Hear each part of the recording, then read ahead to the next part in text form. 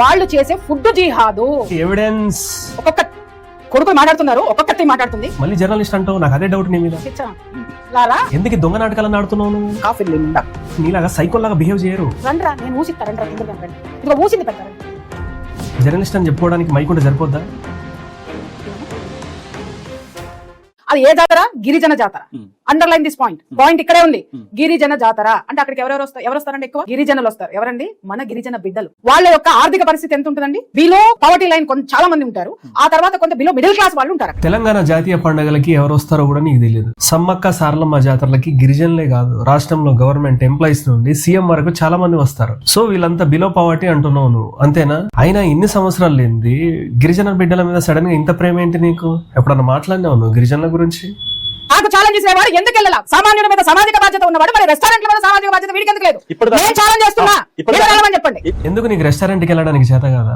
నీ వల్ల కాదని చెప్పొచ్చు కదా. ఎందుకంటే అక్కడ సెక్యూరిటీ లోపలికి రానియాడు. అక్కడ కూడా హిందువులే తింటున్నారు కదా, వాళ్ళని వదిలేసి గిరిజనులు నేను కలవడ్డావు. ఆధార్ కార్డు చూపించు నీది. ఫస్ట్ ఆఫ్ ఆల్ నీకు ఎందుకు చూపించాలి ఆధార్ కార్డు? నువ్వేమన్నా గోర్ఖావా, లేదంటే సెక్యూరిటీవా, హోంగార్డ్వా, లేదంటే పోలీస్ ఆఫీసర్వా? నీకెందుకు చూపించాలి ఐడి కార్డు? అసలు అడిగిన వాడి దగ్గర ఐడి కార్డు ఉందా?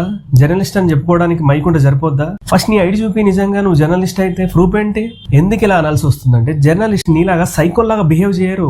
అది మన పండగ, మనం మాత్రమే ఉండాలి. వేరే మతస్థులు ఇక్కడికి రావడానికి వీల్లేదు. ఇది సుస్పష్టం అండి, నేను మాట్లాడుతున్నాను. ఎవరు చెప్పారు నీకు హిందూ పండుగలో హిందువులే ఉండాలని? పోనీ ఒక పని చేయి, నెక్స్ట్ టైం జాతరకి ఎవరు రావాలి ఎవరు రావద్దని గవర్నమెంట్ నుండి పర్మిషన్ తెచ్చుకో. అసలు ఫస్ట్ నీ మీడియా, నీ యూట్యూబ్ ఛానల్ రాకపోతే అయిపోయేది. జనాలకు చాలా ప్రశాంతంగా ఉండేది. 1 వీక్ నుండి ఇదే టార్చర్. అసలు మిగిలిన మతాలకు సంబంధించిన చర్చలకు కానీ మసీదులకు కానీ నువ్వు వెళ్తావా? నువ్వు కొబ్బరికాయలు అమ్ముతావా? నువ్వు పూలు అమ్ముతావా? పువ్వులే కాదు ఇంకా చాలా అమ్ముతారు. చూడు ఈ ఫోటోలు చూస్తే నీకే అర్థమవుతుంది. దర్గా ముందు అమ్ముకునే వాళ్ళు కూడా హిందువులే. బాగా చూడు. నీకు ఇంకో విషయం చెప్పాలి, దర్గా దగ్గరికి వెళ్లే భక్తుల్లో 90% హిందువులే. 50 రూపాయలది మీకు వచ్చి 75 రూపీస్ కి తీసుకోవచ్చు. మనం ఒక 10 గ్రాములన్నా పెట్టడానికి 5 డివైడెడ్ 75 రూపాయలని 5 పంచండి. 4 రూపాయలు. 4 రూపాయలు చెప్పు, మళ్ళీ చెప్పు.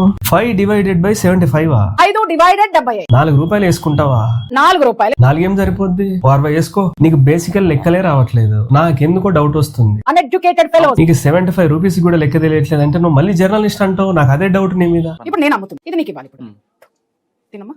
సామాన్యుడు కోవా బంధు తినవా? మరి వాడు ఉమ్మేస్తే నువ్వు తింటావా? నిజంగా తను ఉమ్మేసాడు అనుకుందాం, మరి నీ దగ్గర ఫోటోస్ ఏవి, వీడియోస్ ఏవి, ఉంచినప్పుడు చూసిన వాళ్ళేరే? నీ దగ్గర ఎవిడెన్స్ ఎక్కడ ఉన్నాయి? ఎందుకు దొంగ నాటకాలను ఆడుతున్నావు నువ్వు? నిజంగా 100% అబద్ధాలు చెప్తున్నావు. జనాలందరికీ తెలుసు, నీకు కూడా తెలుసు. అది ఈ నాటకాలు మాత్రం ఆగట్లేదు. రియాలిటీ లో హిందువులే నిన్ను అసలు నమ్మట్లేదు.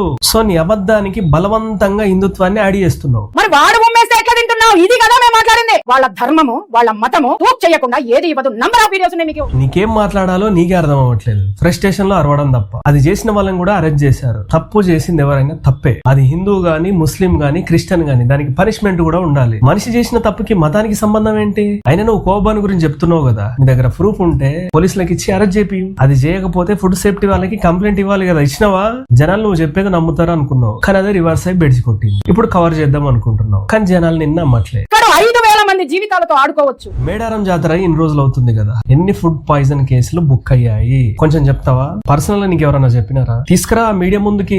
ఎందుకంటే నీ జర్నలిజం లో వరుడు తప్ప నిజాలు ఉండవు. జర్నలిజం అంటే ఏమిటో వరలటం కాదు. అది నిజమైతే నువ్వు ప్రూఫ్స్ పెడతావు కదా.